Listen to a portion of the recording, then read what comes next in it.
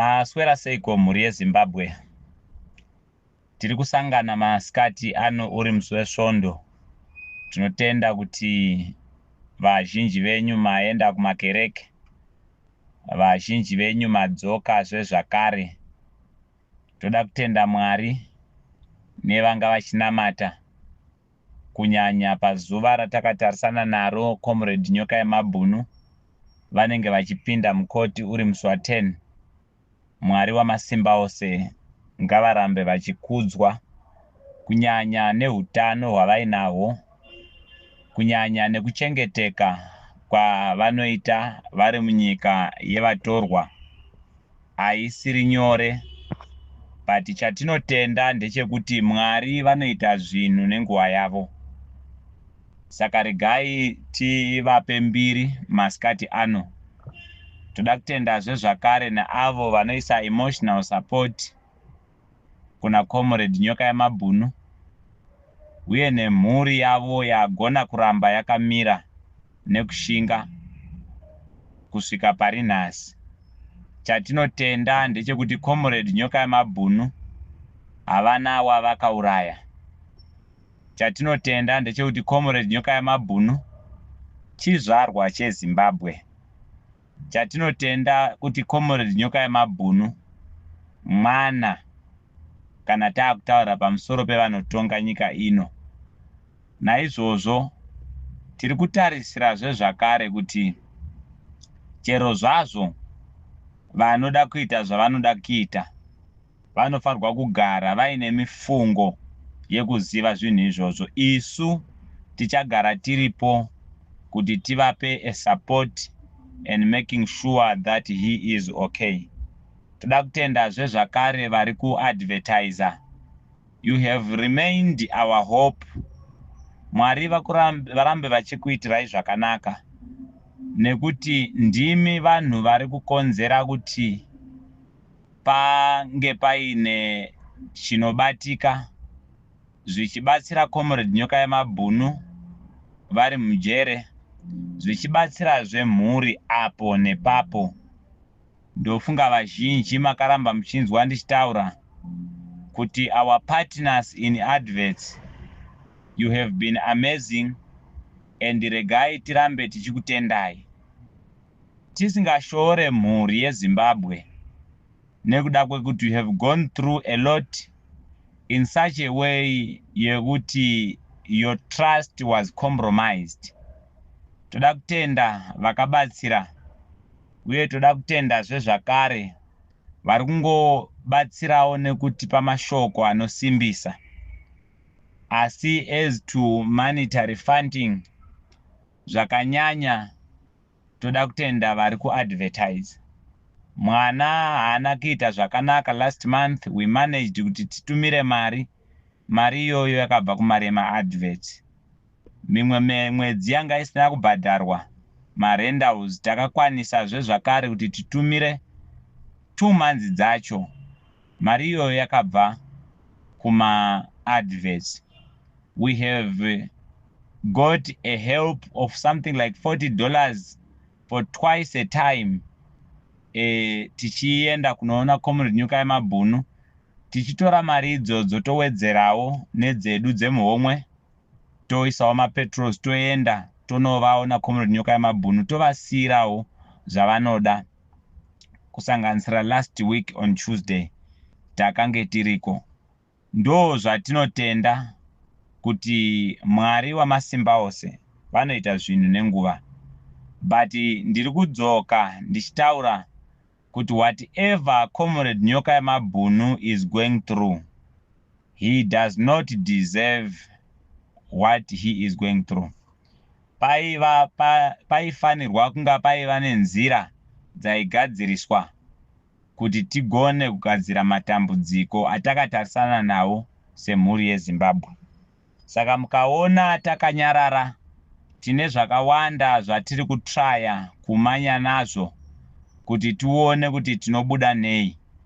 Asi chivimbo chedu chiri pana Mwari.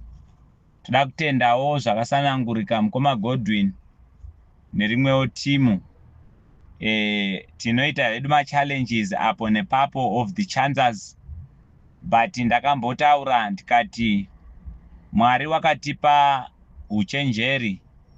We are always sober in terms of how we are dealing with this matter of Comrade Nyoka Yemabhunu. Machances tiri kumaona apo nepapo. Vamwe vanouya voita senge varikuda kuita mapartners vachitsvaga information, voshaya zvavanenge vachida, voramwa voenda. Asi case yaComrade Nyoka Yemabhunu iri kungoenderera mberi. There is a surprise changes somewhere somehow dzaitwa kuside remaloya. We understand all those sort of things. Tofanirwa kusangana nazvo. Pakupedzisira tichakunda. Tinokunda kubudikidza naMwari. Dambudziko ratinaro semhuri yeZimbabwe nderekuti we are desperate for a change. Ndakatora mukana ndikati aiwa, regai ndimboita mafact findings angu nekuda kwekuti tichiuya kuzobatsira pano paComrade Nyoka Yemabhunu updates nekuona kuti one of our comrade vari kurarama sei uye vanobuda sei kubva munzira dzavakapindana nadzo. Ndakaona kuti unyengeri huri mu this drive hwakanyanyisa, and handigone kuramba ndichienderera mberi ndisina kutaura chinhu ichi. Matambudziko eZimbabwe ari kukonzerwa nehutsotsi. Ndo chimwe chinhu chekutanga chamunofanirwa kunzwisisa. Tanetseka kusvika palevel yekuti tava desperate for a change, zvekuti every Tom and Jerry anoda kutipa distraction yekuti tilose focus sevana veZimbabwe anongouya achitaura. Ndichiuya kurevolution ino yaBaba Geza, ndakasvika kuine macomrades anga aripo vanga vachiitawo basa. Mune macomrades mazhinji akazovhura machannels kubudikidza nekuzvarwa kwechannel ino yeNyoka Yemabhunu updates. Asi vakanga vachiteerera channel ino munozviona kuti kune zvakawanda zvaiitika pachannel ino zvisisiri kuitika nekuda kwekuti tinenge tarasa masaisai kana kuti nevamwe vanoda kutry kuteedzerera havasi kukwanisa kusvika palevel iyoyo. Ndatarisa ndobva ndaona kuti slogan yaifambiwa nayo pano ndeyekuti pamberi negudo guru ndo slogan yanga ichishanda, and slogan iyoyo yanga yakachena pamusoro pekuti isusu we are the ZANU-PF faction supporting gudo guru. Ndo kutaura kwaiitwa pachannel ino tichizviziva. Asi ukazonozvitarisa takaona kuenda nekuenda. Toda kutarisa kuona kuti ndekupi kwazviri kuitiendesa. Tobva taona kuti instead yekuti zvibatsire vana veZimbabwe hazvisi kukwanisa kuvabatsira vana veZimbabwe. We understand Zimbabwe inoda kusunungurwa, but kana taakusunungura Zimbabwe, mhuri yeZimbabwe chekutanga we need to know what we want. Ndakakupai the advice ndikati the political system iri munyika medu iri kuseva power, and power ratinaro munyika yedu in terms of our political drive is resting in money. Power is not resting in people. Simba rekutonga riri mumari. Naizvozvo kana simba rekutonga riri mumari, tinoita a cabal, tinoita the elite, tinoita vashoma vanoguta, vazhinji vachinonga svosve nomuromo. Nyika iyoyo haiwane peace nekuda kwekuti munonga muchirarama zvekusotesana. Ndo saka tichiti vamwe vanofa vachichema maparacetamol, vamwe vanenge vachigifta vane mari nedzimotokari dzinodhura. Makanzwa izvezvi, hatisi kutaura kuti ngavaregedzeka kugiftana, but ndinoda kubudisa point yekuti nyika haina kumira zvakanaka. You understand, out of the millionaires dzatinadzo muZimbabwe, Hubert Angel is one of them, nenzira dzisinganzwisisike. Asi hatipo pakujaja. Asi makaona kuti imwe millionaire Wicknell akagifta mota yemari inodhura kuna baba, mota yemari inodhura kuna mai, mota yemari inodhura kumwana. Nekuda kwekuti we are living in different times. Nyika yedu yakatakura upfumi huri kudyiwa nevazhinji. Taka-establisha a committee on the ground iri kuita basa rekucoordinata vana veZimbabwe kuti tiuye pamufungo umwe chete. Zvese izvi zvichiitika, vane hukama pachavo paupfumi vanofamba vega.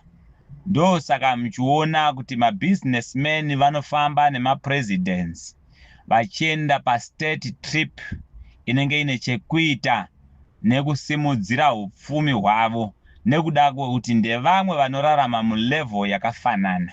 Varombo vari kurarama vega, vapfumi vachirarama vega.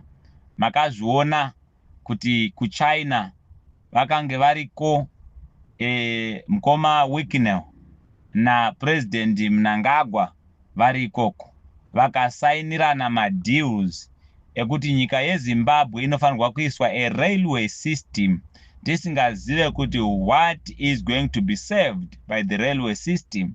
Munyika yatisina ma-industries, the network iyoyo inenge ichida kubudisa chii. Nguva yaSmith tange tinawo ma-railway systems aitakura vanhu vachibva kunzvimbo dzavanogara vachienda kumabasa vachidzoka. As of now takagara pa 95% unemployment. Asi ndo madeals akasainwa. Nyika ino nekuda kwokuti is owned by the business people. Makazvinzwa kuti mukoma Wicknell vari vega vakasaina a deal of 2.1 billion, and nyika yedu yeZimbabwe inenge iri kutambira kuma 600 million. That is how we have to understand. Takatarisa on the assessment yatakaita, takaona kuti vaMnangagwa havasi kurasa masaisai, vari kuiziva nyaya yekuti nyika ino inotongwa nevane mari. Therefore, vaMnangagwa zvavari busy nazvo kuita ndezvekuzviisira vanhu mudhuze mavo vane mari, kuitira kuti ivo vane mari vagona kuvachengetera legacy of his power. Saka vakushandisa system yaIan Smith yekuti chero mukandibvisa muoffice muchasara muchitongwa nebhachi rangu. Saka mukaona the legacy yezvigananda ndo yakupinda murealm yekutonga, nekuda kwekuti ivo vaunderstanda kuti power is resting in money, not in people. Saka tese tiri kungoita zvatiri kuita, ndo saka muchiona kuti hapana ane shungu nekubatanidza mhuri yeZimbabwe. As of now, revolution ino yakatanga yakabatana iri revolution imwe chete, asi nekuda kwekuti wangosimuka panyaya dzezvematongerwo enyika anotsvaga mbiri, abuda avhura chake apo. Ipapa ndiri kushanda ndiri panyoka yamabhunu update, dai ndikabatwa nemweya iwoyo ndakutobudawo ndakunovhura stole updates ndiri kurutivi, vamwe vachibudawo vakadai. Ndo division yavari kuziva kuti hakuna anyone who is going to counter their plans, because vana veZimbabwe vakangopesana kubudikidza neseed yakadyarwa pakati pedu yekupesana. Ndo saka makaona pandakauya pano ndakatanga kuti batanai mhuri yeZimbabwe, asi mashoko edu ekubatanidza vanhu anotoita senge mashoko ari kupesanisa vanhu. Saka hatichaziva kuti vanhu vari kudenda. Ndanga ndichitaura neumwe aiti comrade channel zvainenge iri kuenda pasi, ndika ndo zvinoita pane chokwadi, nekuti chokwadi chinosefa chosiya vanhu chaivo chaivo kwete vanhu vanenge vachida kuona nemaside shows. Asi chandoda kukuudzai vana veZimbabwe, we are going to regret this time. Nguva yatiri ino tichaidemba nekuda kwekuti nyika ino yakubva maoko ema-liberation war veterans yakuenda maoko ema-business. Asi ndakuudzai kuti power is resting in money. So the legacy which is going to rule this country as from now going forward is the legacy yezvigananda.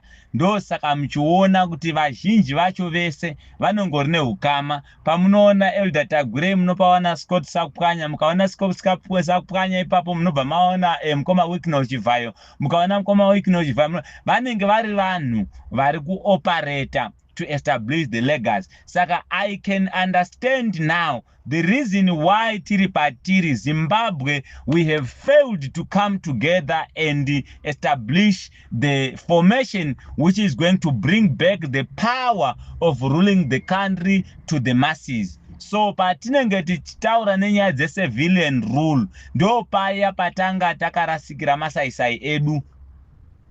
Tatadza kureinstate the civilian rule. Ndakambokuudzai ndikati ZANU-PF has been under military rule from the word go. Starting from Gagao Declaration, ZANU-PF has never recovered from military rule. Ndo saka vachishandisa mbiri yechigandanga. Ndo saka vakaemba mbiri yechigandanga naShera Mabusman nekuda kwokuti vari kutonga nyika nepfungwa dzemusango. Therefore, generation yakura haisisiri generation yakabva musango. Paita a problem kuti generation yakabva musango irelate negeneration iyi yakanga isina kupinda musango. We have failed the divine takeover and handover system yekuti tiseve nyika sevanhu vakabatana. Saka tiri kuti kudii mashoko andiri kutaura pano ndoda kumataura kuti muzive. Nekuda kwekuti apo nepapo ndo pachange tichiuya tichiadresa zvedu pano. Nekuda kwekuti zvatinoadresa is not serving the purpose. Matambudziko atiri kutarisana nawo ndiwayo kuti paunotaura zvinhu zvinenge zvine chokwadi mukati uye zvisingaise manyukunyuku muvanhu, vanoti iwo we cease to follow. But ichocho chokwadi chisingatambirike ndicho chinoshandura nyika. Saka tiri kuti kudii toda kudzoka apo nepapo tichimisa kuadresa pano nekuti mabasa epolitics ari kutidaidza kumashure. We are busy working. Sekutaura kwandakamboita pano makandinzwa ndakakuudzai ndakuvanza kuti zita rangu ndinonzi ani, ndinowira ku political party yakati asitauya kuzobatsira. We are busy on the ground and all those sort of stuff. Saka ndoda kuti mukaona pandinoita 2 days or 3 days muzive kuti tiri kuona kuti revolution iyi yapindwa naPongwe. Kana revolution yapindwa naPongwe tinombofokasa zvedu kupolitics. Ndo mamirira zvakaita nekuti we need a mass education, mental decolonization from the wrong doctrine yakaiswa muvanhu vedu. Saka tatadza kureinstate the civilian rule. Kubva paMugagao Declaration pakaiswa Mugabe, pachibviswa Ndabaningi Stole nekupomerwa mhosva, hapana chimwe chakazochinja kusvika again the military yasimuka yakupomera mhosva kuna leader wayo. Ndokutanga kuti ngaabudiswe. The commander in chief is surrounded by the criminals. Vobva vataura kuti akadzingwa ngaadzoke. Akadzingwa adzoka anotora umwe ngari kumasoja. Kanzi chisiya ikoko iwe wapedza basa. Chibva ikoko huya kuno uchipinda mupolitics. General Chiwenga havana dynamic of politics. Is a soldier, we respect him as a soldier. Therefore, vaiitira kuti vagone kushanda on the clear dynamics without counter because he does not know politics. Ndo mamirazo ichi ndo chokwadi kuchitambira kana kuchiramba mhuri yeZimbabwe. Therefore, the issue yekuti we want to unite behind General Chiwenga is a fallacy. because we are dealing with Mnangagwa, who is far ahead on the political dynamic. Everything zvatakita pano atova mahumbwe. But the truth of the matter, muri Zimbabwe, the legacy yatemwa na comrade Mnangagwa ndeyekuti nyika ino ngaichibva maoko evakarwa hondo ichipinda maoko ebusiness, and ichibuda maoko evakarwa hondo yakunopinda maoko ebusiness kwete vasina kugadzirwa. All the business people who are surrounding President Mnangagwa are his products. Therefore, his legacy is going to live forever. Ndavatadza kubatana semhuri yeZimbabwe.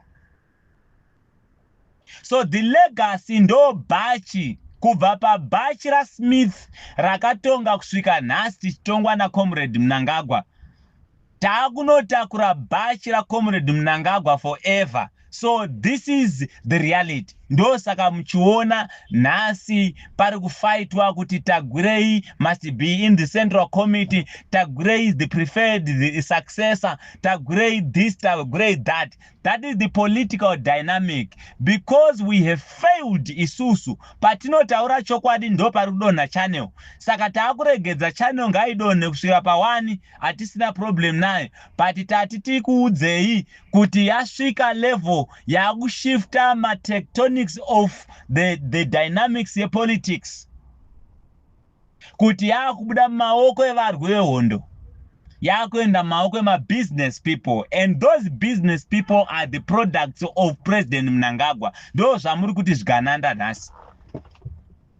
Inini handigoni kuita chinhu chisina kwachinoenda. I will tell you the truth, ndoenda ndakanyarara ndisina zvandataura. Saka mamiriro akaita zvinhu ndo patave as of current situation.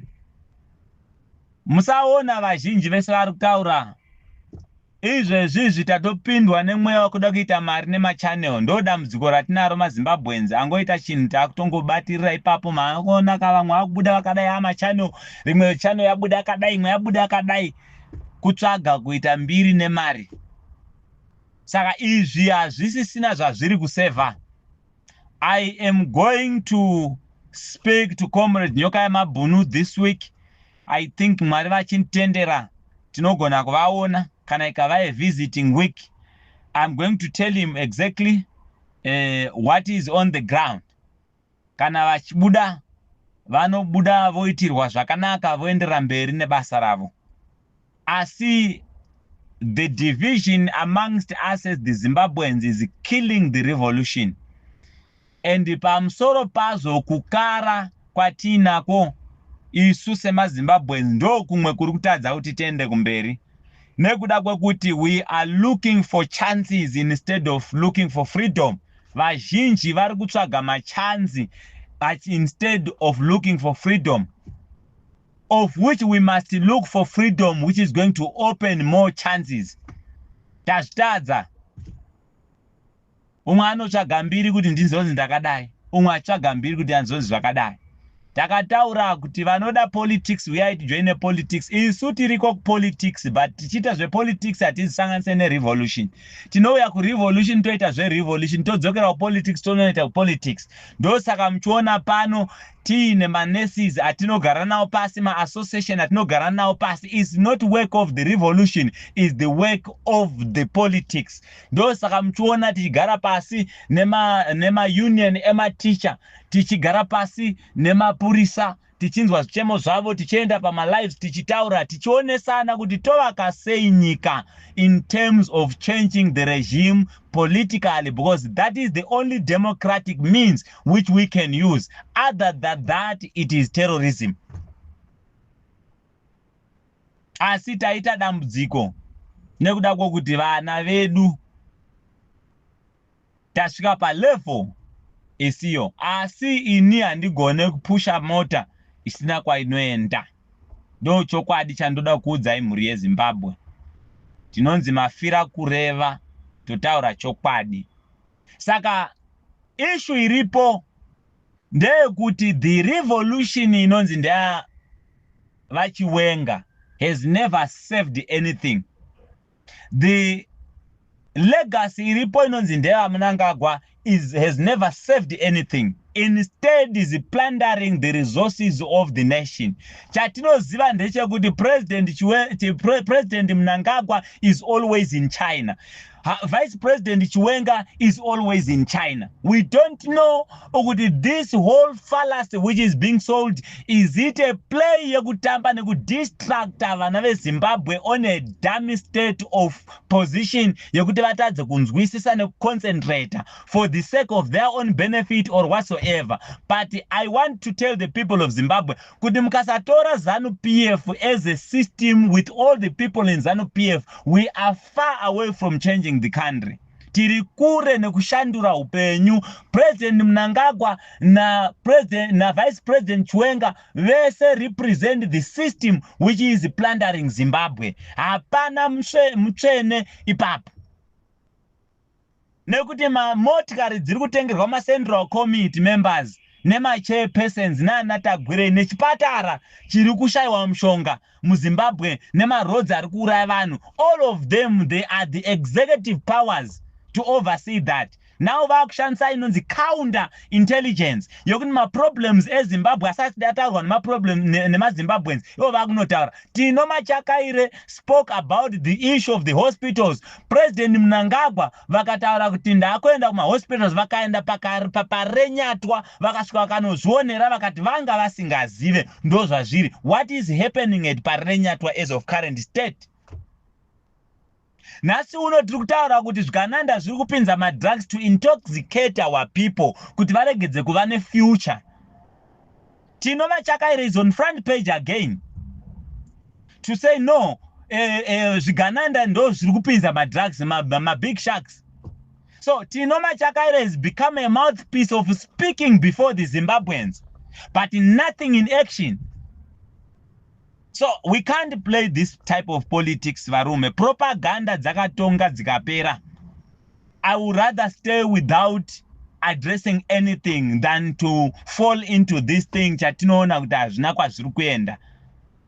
So we need to actually advocate for a credible left formation which is going to come head on with ZANU-PF. The problem of us isusu semaZimbabweans ndedzekuti hatisiri kukwanisa kuisa support over everything chatinenge tafunga kuti tiite.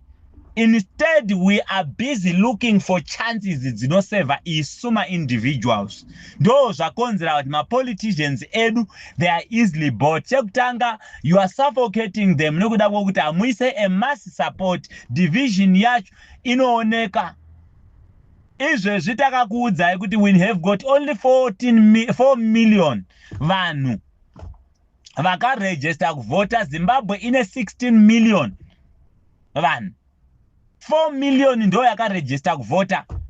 Inonyatsa kuva a clear sign of lack of political will. And we say we need a change. As of current state, ZANU-PF is sitting iri mandate yevanhu 2 million. Iri kushandisa mandate yevanhu 2 million kutonga vanhu 17 million. Asi tikataura kuti mangwana tiri kunobhomba Mnangagwa munoswera mandiunganira panapa.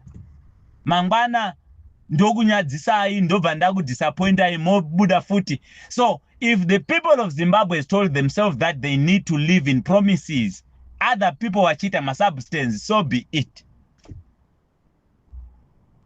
We are not going to be simple in this matter.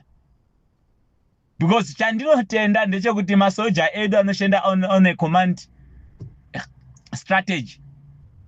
As of current situation, kumapurisa kune ally of President Mnangagwa. Kuma soja kune ally of President Mnangagwa. Ku Central Intelligence kune ally of President Mnangagwa. Ku prisons kune ally of President Mnangagwa. And all those changes were done. Tese pano takanyarara. What matters the most, we are not taking them serious. Ndakambotaura nenyaya dza 2021 pakaitwa pass bill number 2. All our MPs, member of parliament, they've been neutralized, doing fuck all. They are doing nothing. asi muchaona vachiuya vachizokambena muchivhota zvakare. Saka we need to be serious kuti are we going to defend this country, defend these resources to protect this future? Kutya uku ndiri kukuona. Yes, we must not do zvinhu zvakarongeka, but as of current state vazhinji vari kuchema manje signal inouya sei vanhu vakati chipoka. Zvinhu hazvina kumira zvakanaka mhuri yeZimbabwe. Saka muchaona 2 days ndisina kumbotaura. We are working on the ground. It's not kuti hatina hedu zvatiri kuita. We are busy working to support the Comrade Nyoka Mabhunu tione kuti macases awanofamba sei. We are mobilizing mafunds apo nepapo. You can see chero mhuri yeZimbabwe yakamira kusupporta. We want to thank those who supported kubva pakutanga, but at the end of the day we know kuti takatasana nenguva dzinorema. We are busy using mafinances edu kuti tigone kusupport. Chatakunamata ndechekuti Comrade Nyoka Mabhunu dai vachibudiswa because nechavakavharirwa hapana. This thing is useless. This thing is useless. We are coordinating per ground. Toda kutenda ma constituents coordinators nema provincial coordinators nema ward coordinators, even though tiri kutry kuvaka bichana. I think we are sitting at 36 constituencies now. Zvitori nani zviri kuitika ikoko, but vana veZimbabwe, this life is yours. Inini handigone kukuvanzirai. If we don't change the state of our minds, we are going nowhere. And we are going to cry. Because this life yatiri inoda ushingi. Uye ushingi hwacho hunofanirwa kunga huine power rekuti titore simba rezvematongerwo enyika kubva kumari riende kuvanhu. Ndo message yangu yandinayo nhasi. Izvezvi zivai kuti simba rematongerwo enyika riri kumari. That is why muchiona kuti he is surrounding himself with the wealthy people and capacitating them to be more wealthy, because musimboti wesimba rekutonga nyika riri mumari. Asi hazvaifanirwa kudaro as a democratic country. Musimboti wekutonga nyika yaifanirwa kunga uri muvanhu. The mass ndio yaifanirwa kunga ine simba. As the mass is lacking the will of participating into their political matrix. That is why we need to restructure this thing. Zvekuopareta nemakomanda akawanda, nekuopareta nevanhu vanotaurirwa nevanhu but ivo vasingataure, we are going nowhere. And as for me, I think I'm starting to be fed up. My problems atakutotarisana nawo ndaComrade Nyoka Mabhunu. Mwana wevanhu akapinda mumatambudziko. Not even a help from the so-called people who are supporting or who are being advocated for. From day one, Nyoka Mabhunu has been paying my lawyers akene mari the donation, and it's nonsense. Itirwa zvakanaka mhuri yeZimbabwe. Mwari wamasimba ose ngavarambe vachikusimbisai. Uye mugone kukalkuleta mwaka nenguva nekuziva zvekuita nenguva yekuzviita nayo. Thank you so much.